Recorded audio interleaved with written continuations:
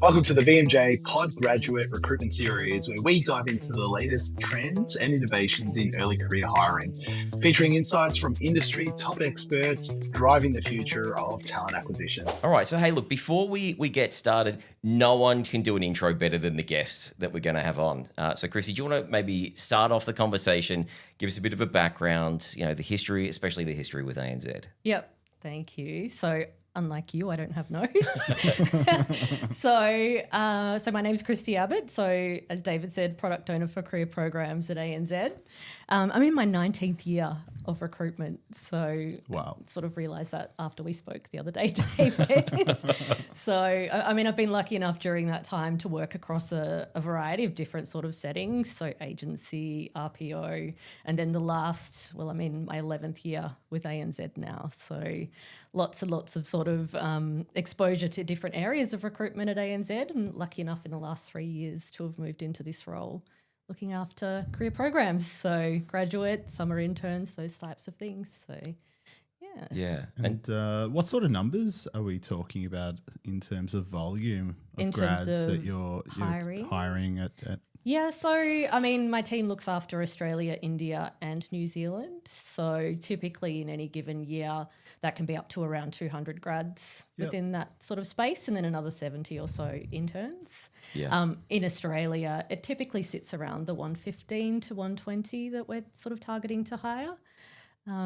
Application-wise, that's where it really comes into play for us. So we've seen massive increases over the last 3 years. So since I've sort of come into the role, it's almost it's gone from around 5,000, and then our last year was 11,000 applications. So 11,000? 11,000 for those, what ends up being 115 sort of grads. Wow. So, and obviously that all kicked off when you commenced in the role. Oh, it's just timing-wise, but that's when I've sort of had the data. Like, do you think, has there been anything, and I know we're going to dive into, this very, very interesting topic about, not requiring resumes, being very degree-agnostic, but, was there anything fundamentally that you changed, in that 2 to 3 year period that you think's really kind of driven that growth? Yeah, there's actually quite a few things that we did in that time. So I was lucky enough to start at the same time as a new member of our talent marketing team.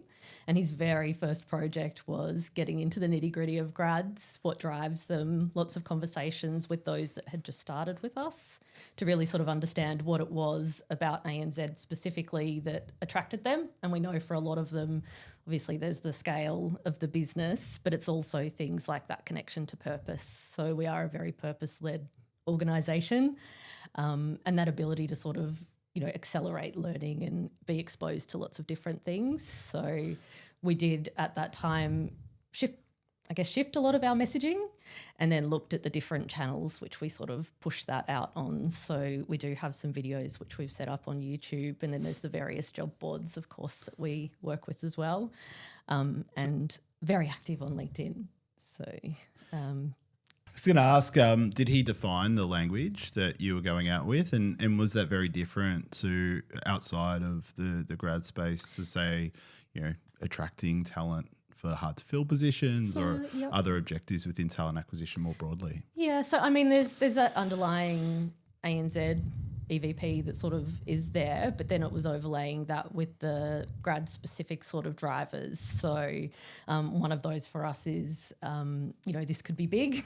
This one door could open hundreds of sort of opportunities, that sort of thing. Okay. And then I guess another one is it gets you to where you need to be sooner.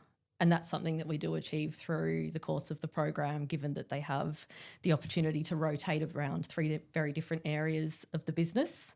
So our program's structured in a way that we have divisional streams. So we've got institutional banking, technology, retail banking, all of those sorts of things. And then the grads will actually rotate through those and get that well-developed sort of breadth in a particular area, so that when they are rolling off the program, they're really kind of set up for success and, accelerating into higher graded roles and that sort of thing. So, Awesome.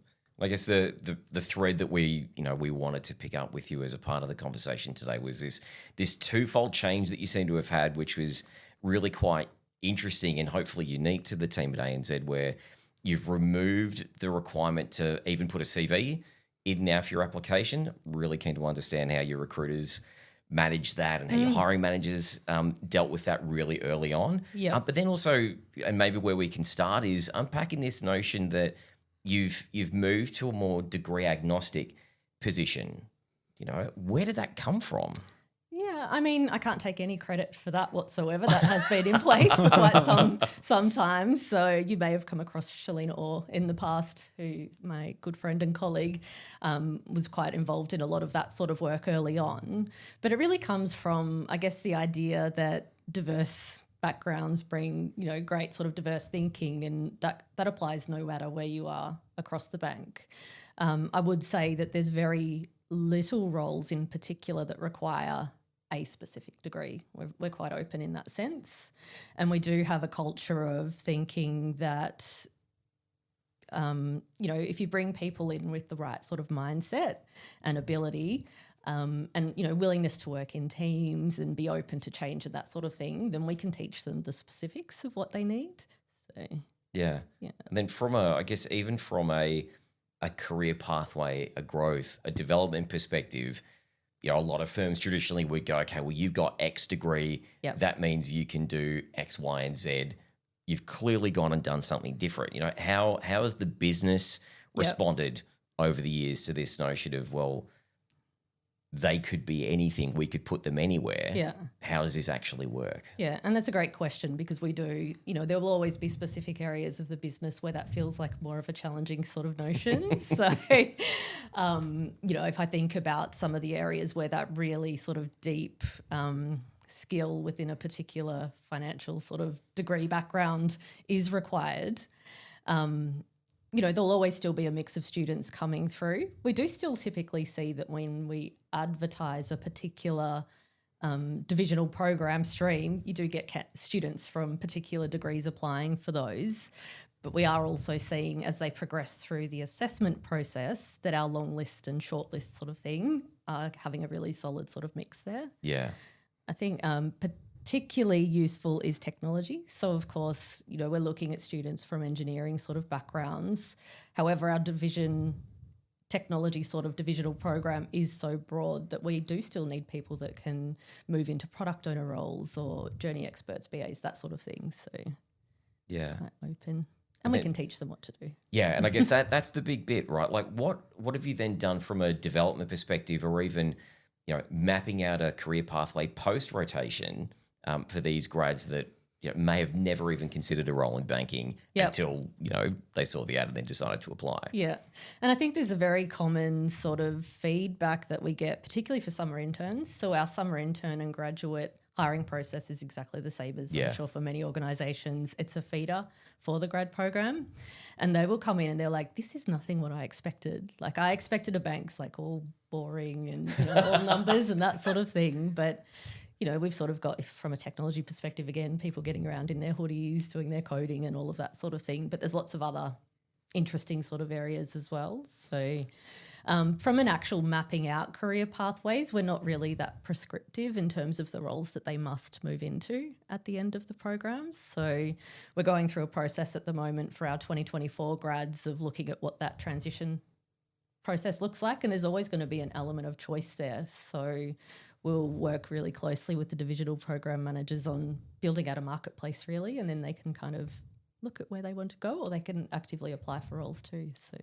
So it sounds like the marketing messaging is hitting the nail on the head, because you're getting the volume through, the 11,000, which is enabling you to select the talent. But how are you selecting the talent? Yep. And then how are you feeding that talent to the hiring managers? Because I can imagine if you're trying to, if you're going for the brightest and the most engaged, how are it's you? a big process, isn't it? Well, yeah, especially, you know, if you know that classic TA mindset is, oh, you know, I've got a CV, I've got a resume there, I can see what they've done.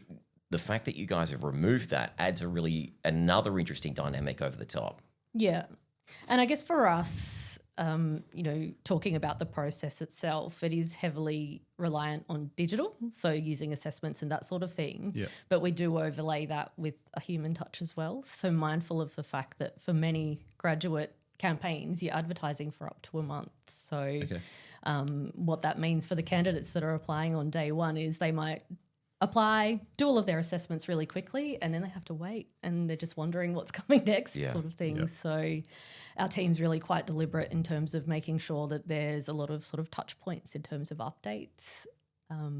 They're also sort of reaching out to candidates that might express that they've got adjustment requirements as well. So when you are relying on assessments, we're really mindful of the fact that we're keeping it fair and removing barriers for people that might be challenged by some of those.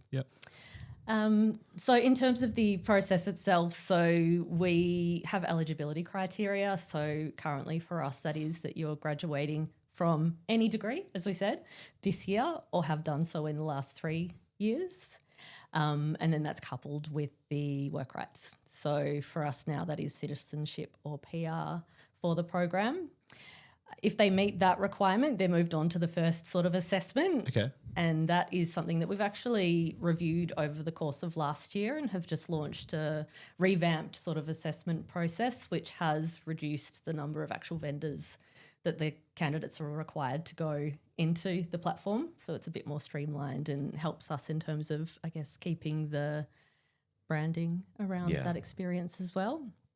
So they'll go in and they'll complete a video interview. So that is actually built with some scoring in the background that's off the back of our ANZ sort of key sort of behaviours, sort of different competencies that we're looking for there. And then there's the gamified assessment that sits in that platform as well. So that really gives us the ability to look at that stage at all of the applicants as they're coming through. It's no pass or fail, but when you're dealing with this sort of volume of applications, it helps us from at least filtering who to move forward sort of thing, which makes it much easier. And does that then create like an aggregate score overall, or are you looking at, you said you had some key behavioural drivers? Yeah, so there's a full sort of model that sits behind, and that model is specific to the ANZ graduate or summer intern profile. And again, when we're sort of talking about how do we know who we can bring through, particularly not looking at a CV, who can we bring through that is sort of giving that demonstration of both, I guess, ability and behaviour sort of preferences. Has it saved you time moving away from resumes, or has it created more of a challenge? Oh, it would absolutely save time. How much time are we talking about? There'd be different sort of challenges there. So, I mean, you hear all sorts of stats around how much time recruiters spend looking at CVs. But at that sort of volume, the team are not going into every application at the very upfront sort of stage and looking at those. They will, as I said, they'll reach out to those that have requested adjustments and that sort of thing. But typically for us, the way that the process is designed, you're reducing the funnel by about 30% at each step. So that by the time the recruiters are spending the time looking at all of those interviews, and they go back and watch the videos themselves, it's a much smaller number, qualified number, than where you sort of are at the beginning. Yeah, so definitely not 11,000 videos that your team are having to watch. No, and there's another step in between that as well. So once they've completed that first sort of grouping of assessments, they're then invited to complete a personality questionnaire, essentially, which again is built on the ANZ values, and we use that across all areas of recruitment, but again have got a specific model for the grad space. So, yeah. This episode is brought to you by Video My Job, your go-to platform for creating branded employee videos at scale with zero editing. Authentic employee stories are the key to showcasing your culture and attracting top talent. Book a demo on our website and learn how to create hundreds of videos in under 60 days with full support from start to finish. Yeah, interesting. And I guess if you look at the mix of talent that then is now starting to flow through, I guess because you've reduced a lot of those potential barriers to entry, like are you seeing a more diverse cohort, from a gender and ethnicity? I know you said that you've got some working right restrictions in the program these days, but are you seeing a really different mix of talent to what you would have seen 2 or 3 years ago? Yeah, I think so. And you only have to look at any of our sort of photos that we pop up on LinkedIn with the grads on the stairs to see that it's a hugely diverse sort of mix of students. But like sort of going under the covers and looking at that gender balance or First Nations is a huge focus for us as well. What we have seen is that we are really able to manage that diversity at all stages of the process. So for us, the team will make sure that our hiring leaders, which is our divisional program managers, are presented with a long list that helps them to maintain that diversity when they're thinking about who they're bringing in for interview. Yeah.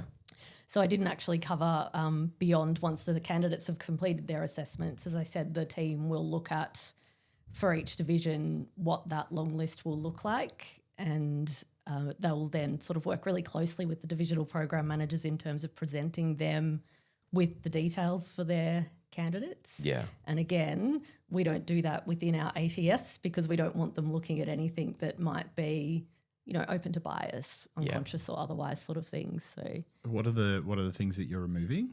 So basically what we give to a divisional program manager is a little fancy spreadsheet that actually links them directly to the videos for each of those candidates to be able to watch it. Okay. And then move sort of from there in terms of going to the really structured sort of face-to-face interview. Yeah. So. What sort of numbers are we talking about from aspirationally what you want to achieve, or maybe you have achieved them, and how long? What's been the journey to get there? So, I mean, from a gender perspective, this is something that we already sort of report on in our annual report, and we're really aiming for 50% parity. Yeah. Yeah. Yeah. That's good. Yeah. And absolutely achieve that every year. So I was looking at it just before coming in today, and for gender this year, and importantly in some of those really tricky sort of areas. So I think it was 57% of the cohort identify as female this year. Oh, wow. And that translates to both of our sort of technology focused areas as well. So we know that that's a really tricky area for the business, you know, broader sort of being able to find women in tech and that sort of thing. But then also what I've really loved seeing in the last couple of years as well is post our implementation of our new HRIS, we're actually able to capture more than just the male-female. So non-binary is something that they're able to identify and come through, and you're seeing lots more sort of people feeling comfortable to do that, which is great. I guess, is that because you're asking a gender identity question rather than just a biological sex question? So, I mean, both. So we've got pronouns on our application, which again helps when you've got people coming in for interview to feel comfortable and spoken to correctly. But then we also do have an application question, which is it's not mandatory when you're first applying, but when we're doing onboarding it is. So gender you identify with, so male, female, non-binary, so that's there. But then I guess the biggest one for us is our First Nations progress that we've been able to make. So lots of reasons for this. ANZ's obviously a very progressive employer in the First Nations space and has been for a long time. However, last year we launched a revised recruitment, retention and professional development strategy specifically for First Nations. And a big part of that is how do we engage with students and bring them through as well. Yeah. So last year we sat on 3% of our 2024 graduate intake was First Nations. This year it is 4.5%. Wow, and our that's summer pretty good. and our summer interns were 7%. So Wow. yeah. Congrats, that's awesome. It's amazing. And can you put it down to that program that you ran? There's a whole range of things that go along with that. Yeah. So really fortunate to have Helen and Kaylee in our team in career programs, and there's a whole range of things they're doing, not just sort of going out to universities, but we look at really sort of targeted advertising and encouraging First Nations. So it's Do you think growing. that, I guess that notion of not only now being degree agnostic, but then removing that CV impediment, like do you feel that that's actually made it easier for Mob to apply to your programs over the last couple of years? So I'd say not just Mob. I think it's everyone. It's anyone that's coming from a background that's, you know, not necessarily as privileged as someone else might come from. So, you know, in many cases, and I think in graduate programs over the years, it has been an element of, you know, sometimes there is that influence of what school you've been to or what university and that sort of thing. And, you know, different people that sometimes have access to those schools will also have access to a lot of tutoring and lots of things that really help from that perspective. But yeah, I mean, absolutely. I think it's the probably twofold. So part of it is that they are not deterred from applying because they don't think that my CV will be good enough, and it's about me as an individual. Yep. And then the other part is the removal of potential bias. Yeah. So, Well, I really like it in an age where AI has just infiltrated our world. It's very easy for people to knock up write a CV. and if you're removing that, I'm really curious to know what your advice would be for anyone who's possibly listening and thinking, wow, this is a great concept. Yeah. What advice would you have in suggesting, a bit of change or a trial? Well, I think the thing is as well, like many of our teams are not big. We don't have large teams. So, I mean, I'm fortunate at the moment that my team has got a reasonable number of people in it, but they're all focused on different things. So when it comes to a recruitment campaign, we've typically got 3 people looking at that sort of number. So even if you don't have a really sort of sophisticated ATS with integrations and auto progression and all of that sort of thing, I think really looking at potential assessments up front that will help you with removing some of those sort of, I guess, biases, but also the volume. I think you would be very well versed with that, Steve, as well. Yes, there is a real art in getting to the talent that you want really quick and look reasonably before your competitors or other people are getting to that talent as well. Yeah. I guess one of the things that's always stuck in the back of my mind when we're talking about CVs is like you kind of touched on it a little bit with one of your previous responses, which is around what the hiring manager actually gets. It's almost like that quintessential piece of them not necessarily checking that you've actually done your job and they like the candidate that they're seeing, but almost like it's like, this is how I get to know the person before I get to meet them. So how did you and the team kind of manage that, potential resistance or pushback on the hiring managers with you saying, you're not going to get the CV anymore, you're going to get this instead? And I guess probably comes back to, so the people that are conducting the interviews will not end up being the ultimate hiring managers for these people. So within any of our programs, we'll have that core sort of divisional program manager, but then the grads themselves will rotate around 3 different people during that time. So essentially what you're pulling together is a hiring committee of people that, have a pretty good feel and understanding of what makes successful grads. They understand the work itself, they can answer the questions. So for them, we run really detailed interviewer briefing sessions and we talk them through everything that the candidates have been through up until the point of coming to meet them. Yeah. And that's, we've got some great friends in our assessment COE who run really fantastic sessions so that they understand of these sort of online assessments, what are they measuring, and then what are we then validating as part of that interview itself. So there's no one point that we hire a person on. It's all of those data points together. And I guess the good thing is they, over time, see the quality that's coming through. And when we're running calibration sessions at the end of the interviews, it's really sort of challenging some of those thoughts as well. So I guess over time they've built trust in the process that you're running as well. Yeah. And I think as well that trust is something you've got to do every single campaign that comes up as well. So. You're only as good as the last grads that you hired, right?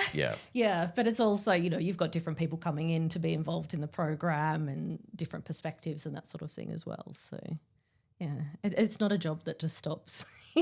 Particularly because it is a different approach. And what do you mean you don't look at degrees? What do you mean you're not looking at their scores, like any of this sort of thing in terms of, university grades? Yeah. So, yes. Has it improved with the retention metrics, out of curiosity? Our retention metrics are pretty good in terms of graduate retention.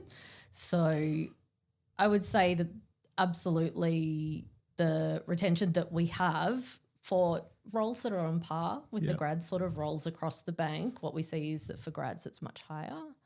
And that is because there is that sort of really covering off their fit for the organisation, willingness to learn, adaptability, all of that sort of thing. Yeah. So so you're bringing them in and you're being quite thorough, and it's not like they're moving, they're leaking out the back.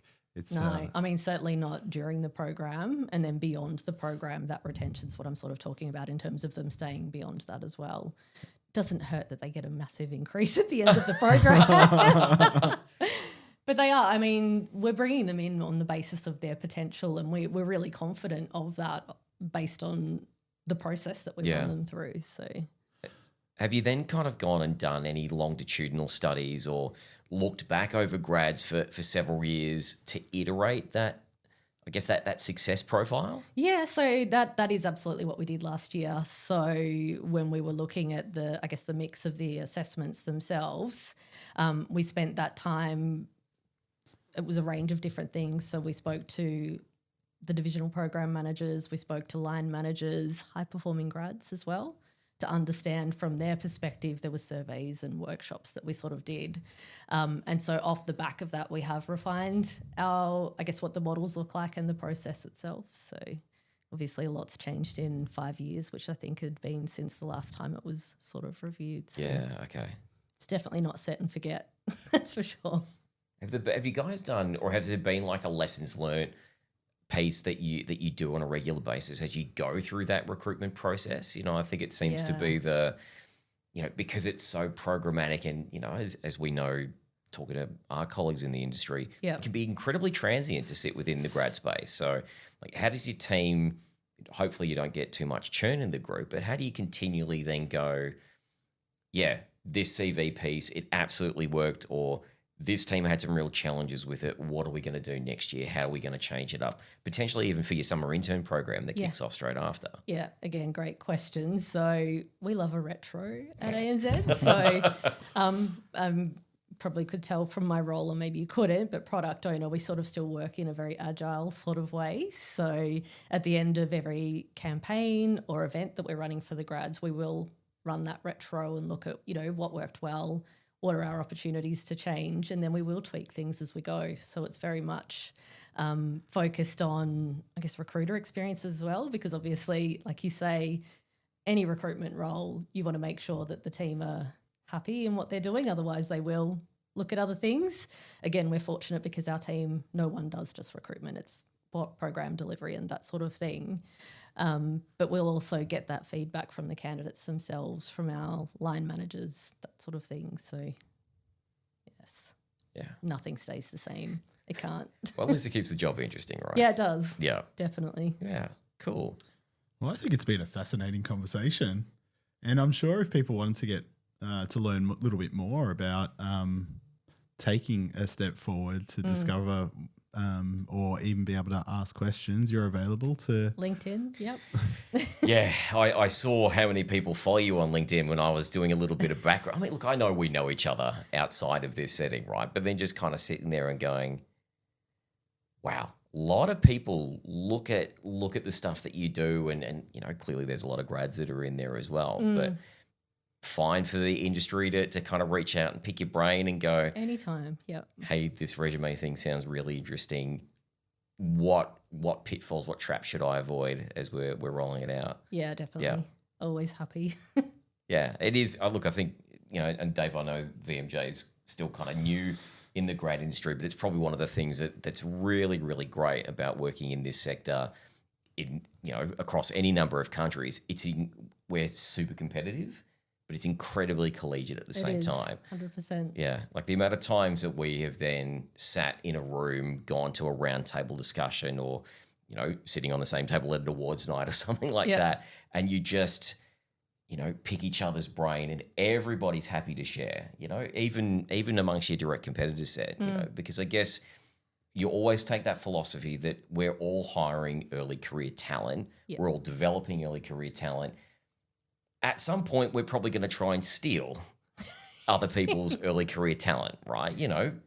The better that talent pool is for everybody, irrespective of the industry, the better all of our businesses tend to thrive, right? The grad that you miss out on might go and join one of the big four, might come to an engineering company, and then 2 or 3 years down the track may turn around and go, I remember how great that experience was. Yeah, I'm looking for my next role. I think I'm going to reach out and have a chat. I think so. And for many of, at least a lot of our companies are companies that have customers or that sort of thing. So the more that we can all do to improve that experience, there's flow-on effects with that.